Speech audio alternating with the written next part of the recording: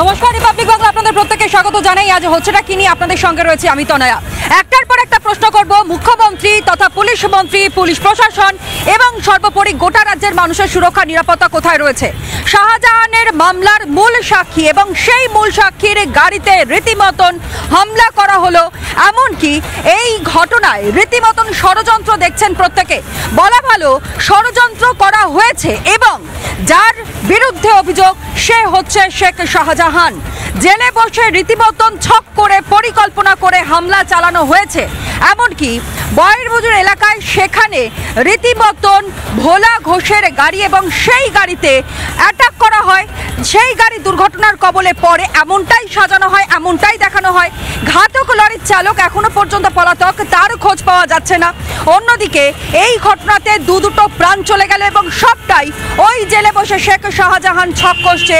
হাতে মোবাইল নিয়ে টেলিফোনিক কথোপকথনের মধ্য দিয়ে পরিকল্পনা করা হয়, ষড়যন্ত্র করা হয়, ছক কষা হয় কিভাবে মূল সাক্ষীকে সরিয়ে দেওয়া যায়। কিন্তু বরাত জোরে প্রাণে বেঁচে যান মূল সাক্ষী ভোলা ঘোষ, যদিও শেষ রক্ষা হয় না, তার ছোট ছেলে এবং গাড়ির চালকের মৃত্যু হয়। কেন হলো এই ঘটনা? রাজ্যের মানুষের সুরক্ষা কোথায় রয়েছে? শাহজাহানের মতো সন্ত্রাসবাদীরা কোট আনকোট তারা বলতবিয়াতে জেলে রয়েছে, তাদেরকে কোনোভাবেই রেয়াত করা সম্ভব হচ্ছে না রাজ্যের মানুষের, এমনকি রাজ্য প্রশাসনেরও। প্রথমে আপনাদের সামনে একটা প্রতিবেদন তুলে ধরবো, তারপর আসবো আলোচনায়। কি দাদা ঘটনাটা ঘটলো? মারার প্ল্যান।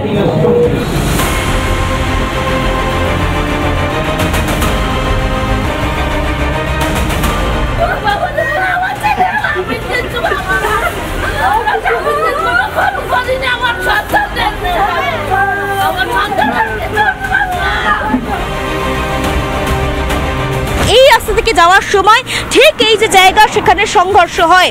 দুটো সংঘর্ষ হওয়ার পর খুব উল্লেখযোগ্যভাবে ডান দিকে ট্রাকটি পড়ে যায় এবং সেই জায়গাতেই পড়ে যায় কিন্তু নীল রঙের গাড়িটি, যেটাও কিন্তু বেশ খানিকটা চোখে লাগার মতো। ডান দিকের জায়গাটি, যে জায়গাটায় ড্রাইভিং সিট যেটাকে দেখতে পাচ্ছ, যে কার্যত কিচ্ছু নেই। এই গাড়ির বিভিন্ন যে পার্ট, সেই যন্ত্রাংশগুলো বিভিন্ন জায়গায় ছড়িয়েছে।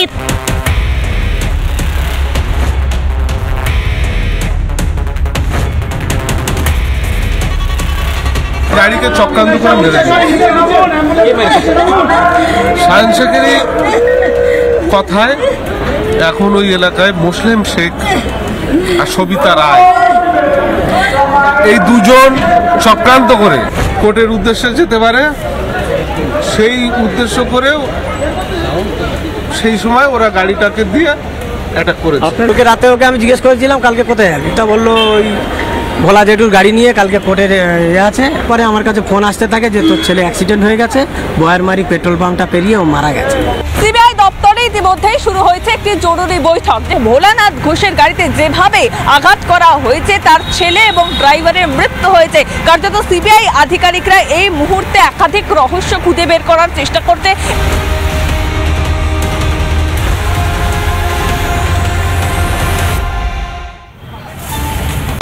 নানা ধরনের কন্টেন্ট দেখার জন্য লাইক করুন, শেয়ার করুন আমাদের ফেসবুক পেজ, সাবস্ক্রাইব করুন আমাদের ইউটিউব চ্যানেল।